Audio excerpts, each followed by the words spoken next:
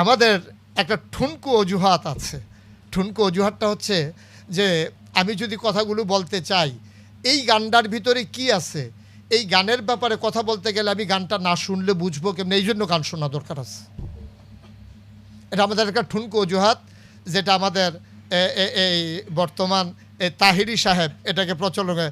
তাহিরি সাহেব যে গানগুলা গায়, অবশ্যই এই গানগুলো তিনি শুনেন, এই গানগুলো তিনি চর্চা করেন, এই গানগুলো তিনি প্র্যাকটিস করেন, তারপরেই তো ময়দানে গান। এমন তো না যে ওনার কাছে ওয়াহি নাজিল হচ্ছে, উনি ময়দানে ওঠার পরে গানের সুর তার গলার ভিতরে লালিত্য সৃষ্টি করছে, ঝংকার তুলছে ময়দানে, বিষয়টা এমন নয়।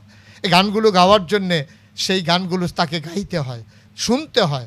আর যখন সে গানগুলো শুনে তখন তার জন্য কেউ বাজনা ছাড়া গানগুলো গায় নাই, সেই বাজনাওয়ালা গানই সে গেয়ে ওঠে। সুতরাং এই গানগুলো সে শুনছে ময়দানে সাপ্লাই দেওয়ার জন্যে। মানুষ বুঝাতে চায় এই গানের মাধ্যমে, সে বাজনা ছাড়া গানের মাধ্যমে ইসলামকে প্রচার করতে চায়, যে প্রচারক সে নিজেই যদি গোনার ভিতরে নিমজ্জিত হয় আর গোটা মানুষকে গোনা থেকে বের করানবে, অলিক কল্পনা স্বপ্নের কথা, ঠিক কিনা বলে? আমি নিজেই গুনাহগার, আমি আরেকজনকে কেমন করে গুনাহমুক্ত বানাবো? কিভাবে সম্ভব এটা? আমার কথায় কেন তাসির হবে? আমার কথায় কেন মানুষের ভিতরে পরিবর্তন হবে?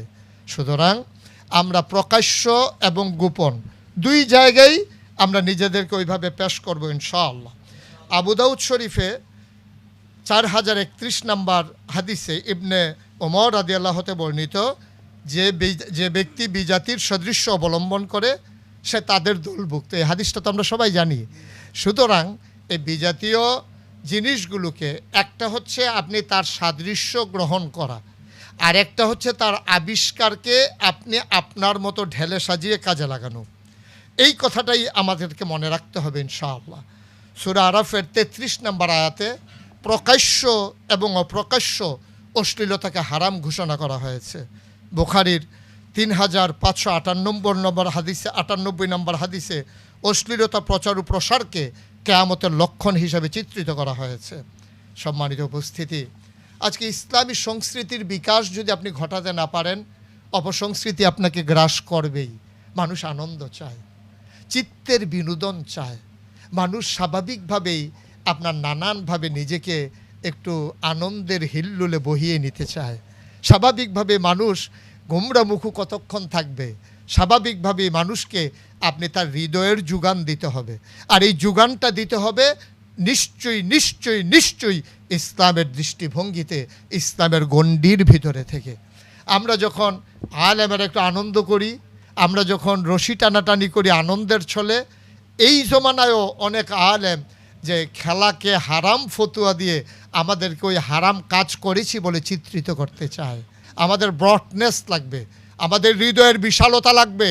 একজন কলেজের প্রিন্সিপাল, সে যত টাকা বেতন পায়, আমাদের একজন ফাজিল মাদ্রাসার প্রিন্সিপাল সমান স্কেল, একজন কামিল মাদ্রাসার প্রিন্সিপাল ভালো বেতন পায়, একজন দাখিল মাদ্রাসার সুপার সে ভালো বেতন পায়, কিন্তু লাইফস্টাইলটা চেঞ্জ হয়ে যায়। লাইফস্টাইল চেঞ্জ হয়ে যায় কারণ ওরা নিজেদেরকে প্রকাশ করে যে একজন সুন্দর মানুষ হিসেবে, আর আমরা নিজেরা নিজেদেরকে একটা গণ্ডির ভিতরে আবদ্ধ রেখে আমাদের হীনমন্যতার প্রকাশ ঘটাই। সুতরাং আলোচনার শেষান্তে শুধু এভাবে বলি, আজকে আপনি হয়তো জানেন না যে এই সোশ্যাল মিডিয়ার জন্যে গোটা বিশ্ব আজকে কত কোটি টাকা, কত হাজার হাজার ডলার আজকে ব্যয় করা হচ্ছে। অনেক আগের জরিপ যদিও, যে মিডিয়ার জন্যে আপনার গোটা পৃথিবীতে প্রায় 40,000 কোটি মার্কিন ডলার, 40,000 কোটি মার্কিন ডলার একেবারে সামান্য সময়ের জন্য ব্যয় করা হয়। টোটাল পৃথিবীতে আজকে অনেকগুলো চ্যানেল আছে।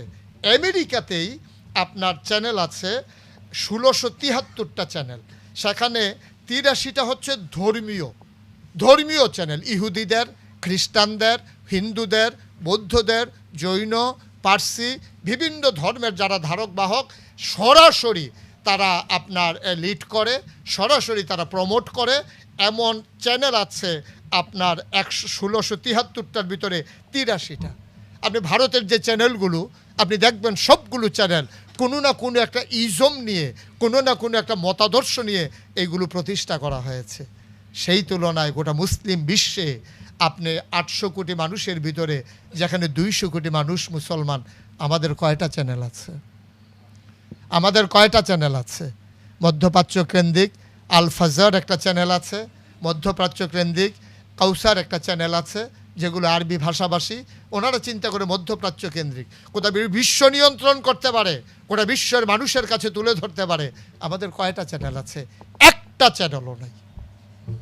ধর্মীয় দৃষ্টিকোণ থেকে মুসলমানরা তৈরি করেছে, একটা চ্যানেলও নাই।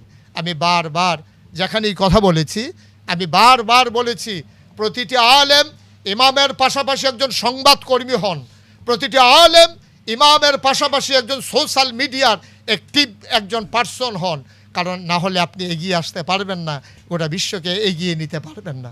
আসুন সবাই মিলে আমরা অনইসলামিক যে কন্টেন্টগুলো, এগুলোকে আমরা ইন্টারাকশন না করে, দেখবেন অনইসলামিক অনেক আপনার কন্টেন্ট আছে সোশ্যাল মিডিয়ায় চলে আসে, আপনি এটাকে লাইক দিলেন, আপনি এটার ভিতরে শেয়ার দিলেন, আপনি এটার ভিতরে একটা চুজ দিয়ে দিলেন, কিন্তু এই কথাটা আপনি লাইক দেওয়া মানে কি জানেন?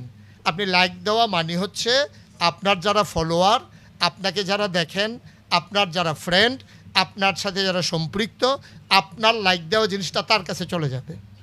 তাইলে আপনি লাইক দিয়ে কি করলেন?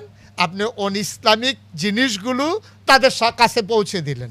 আপনি হাসির ছলে কেন লাইক দেবেন? আমরা যথেচ্ছ কেন ব্যবহার করতে পারছি না? আপনি ঢাকা যাচ্ছেন, এটা সোশ্যাল মিডিয়ায় লেখার কি হলো? আমরা কি বুঝি ব্যবহার কাকে বলে? ঢাকার পথে রোয়ানা, দোয়া চাই সবার। উনি এভারেস্টে যাচ্ছেন, উনি এই যে এভারেস্ট জয় করে আসবেন, সবার কাছে দোয়া চাই। ঢাকার পথে রোয়ানা, দোয়া চাই সবার। হ্যাঁ, পিছন দিক দিয়ে হ্যাঁ দোয়া, ফিয়ামানিল্লাহ ফিয়ামানিল্লাহ, আলহামদুলিল্লাহ, ভালোভাবে বেঁচে আসেন, এই চলছে কমেন্টস। এটা তো হাসির খোরাক হচ্ছে ভাই। আপনি ঢাকা যাবেন, এটা কেন আপনি লিখবেন? কেন আপনি জানাবেন? আপনি কি জানেন আপনার পেছনে মানুষের দুইটা চোখের বাইরে সোশ্যাল মিডিয়ার অনেকগুলো ডিভাইস আপনাকে ফলো করছে?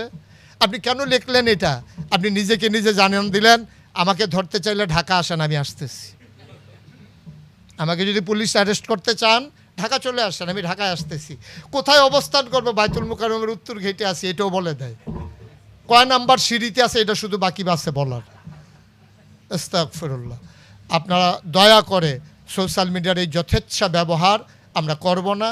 যে কোনো কন্টেন্টে আমরা আমাদের লাইক শেয়ার, আমরা এই অপশানে যাব না। যে কোনো কন্টেন্ট আমরা এভাবে গ্রহণ করতে পারি না।